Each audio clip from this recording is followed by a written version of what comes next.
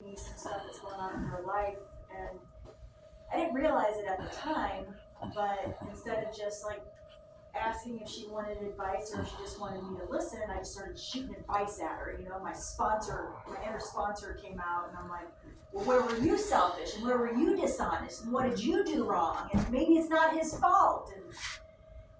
And as I'm leaving, I start crying, you know. And then it hit me like this inner voice was like, she didn't ask for your help. She was just trying to talk, you know. And I'm just like, ah, shit. So I have to make an amends to her when I see her again, which will be, this afternoon. But so my first reaction whenever I'm bothered by something is to just run or crawl in a hole or to pick a fight with somebody or something along those lines. And today the option was, okay, well, I'm just going to go and I'm going to lay in bed and I'm just going to feel sorry for myself all day. And that voice came out again. And it was like, no, because you're just going to dwell and you're going to, just get worse. You're not going to get any better. This isn't a bad enough scenario where you need to remove yourself from society.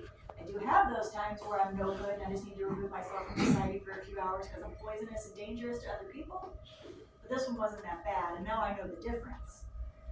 So this inner voice was like, nope, you need to get to work. You need to go do something. Be of service. Bring something to the stream of life rather than just taking from it. And so that's what I decided to do instead. There was this meeting that a lot of my coworkers put on today, which was just kind of a get together. We talked about like movies and TV shows and stuff like that. And when I logged on, I was like, oh, it's so stupid, But then as I was like, well, just contribute, just do something. And before I knew it, I was laughing, talking to everybody, and I was genuinely having a good time. And all I had to do was put my pride to the side, set my ego aside, and not get stuck the way I typically like to do. I like getting stuck. I like the chaos. I like the turmoil. I like feeling shitty because then I have a reason to lash out or ultimately drink and use. But I'm not as big today on creating these issues for myself.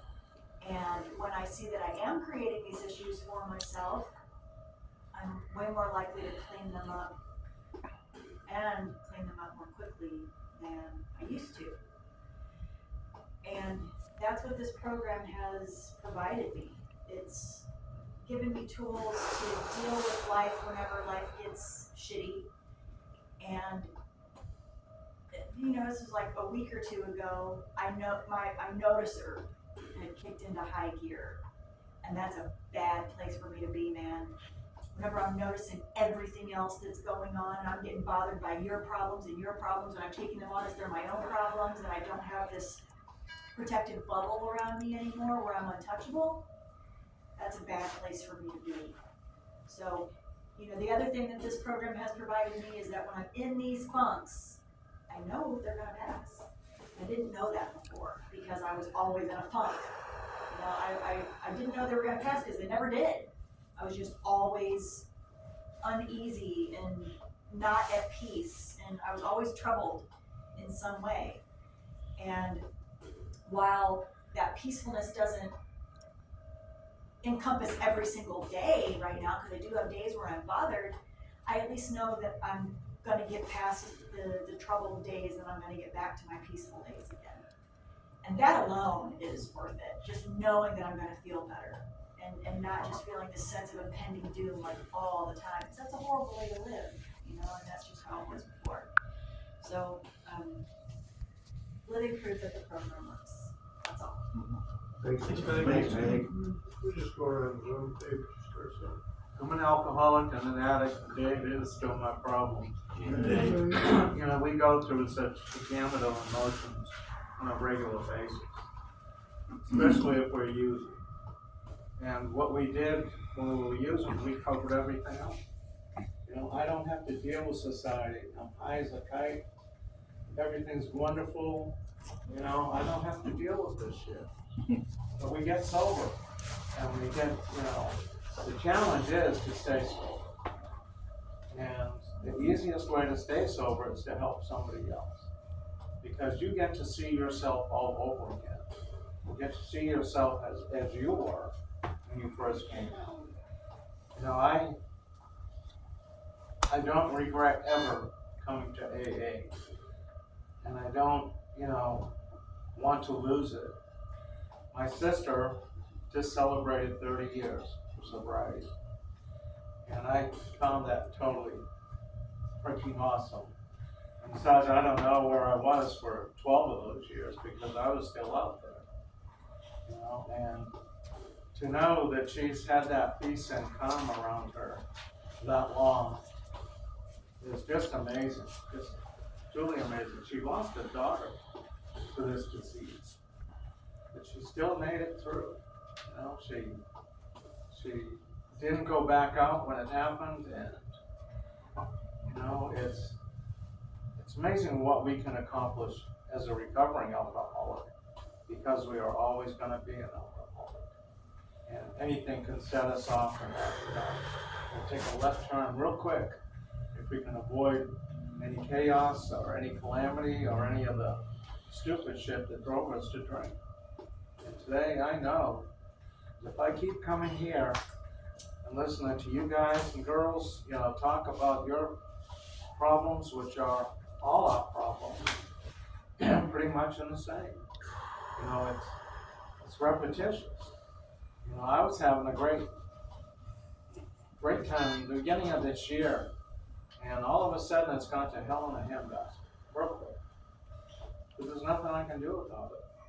I can't change it. I can't do anything except keep my program and keep myself on the straight and narrow. And if that's a full-time job in itself. So I'll take that duty on. That's all I've got. Thank you. Thanks, Dave. Thanks, Dave. I'm Chris. I'm an alcoholic. Hey, Chris. I think I'm just gonna listen for today, but thank y'all for being here and sharing y'all's stories. Thanks, Chris. Thank you again. Welcome, Chris. Mark, how Hey, Marvin. so easy to get on my pity pot, right? It's like last year I went to the beach for recovery by the sea, and I didn't want to go the whole time I went, and I ended up going, and I ended up having the worst fucking time, but I talked about what a good time I had, even though I know I didn't have a good time, and then I get back to this year, and like this year, I pre-registered like 6 months ago, so that I wouldn't have an excuse not to go. But today I have an excuse not to go, and the only reason I want to go is to get my fucking t-shirts. Right? I fucking paid for those bastards. I know they're not gonna mail them to me. But it's all about me.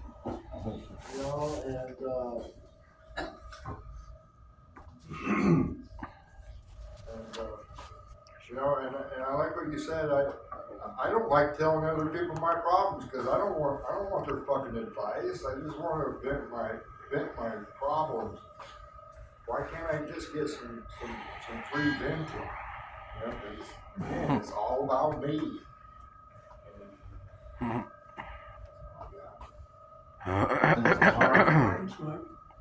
Hey everybody, I'm John. I'll double dip right quick. I need to apologize to Ruth. I've never seen her with not having black hair, so I introduced myself as I didn't know who that gray-headed lady was. I'm sorry. Thanks, Joe. My name is Rick. I'm an alcoholic. Hey, Rick. I'm just pretty much here to kind of listen and kind of take in all the energy I can from you guys. I really enjoyed coming and being here and kind of soaking up some courage and soaking up some energy from all you guys. It helps a lot. The last 2-3 weeks have been very stressful for me. And I'm just doing one day at a time, one step in front of the other. And I need you guys today, so I'm here. And I'm glad to be here, and I'm proud to see you. I'm proud to be here. Thank you. Thanks, You're right. My name is Chris and I am an alcoholic. Hey, Chris. Yep, very good. Helping others, self-centeredness. None of that can be achieved until you get that block out of your mind, until you get those blinders pulled off. Mark mentioned the word me. You need to flip that M upside down and turn it into a W. That's what it's about.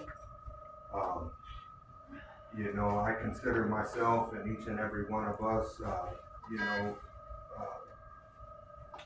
representatives or soldiers, a conduit from that God consciousness. It's a pathway to spread it in such a fucked up world, you know.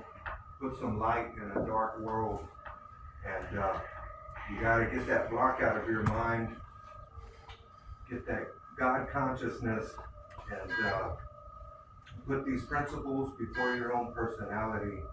You know, being out and about in the real world day to day, having the tolerance and patience to deal with some of the guys and gals out there that are disrespectful, have the presence of mind to pause. You know, just a simple looking at a fellow and acknowledging, you know, it spreads like wildfire, you know. You want to spread negativity, then it's going to add to the negativity that already exists. You know, I find this way of life so much more less exhausting and so much more rewarding. You know, it just starts snowballing. When you do good, when you know better, you do better, and when you do better, you feel better. It's just simple as that. And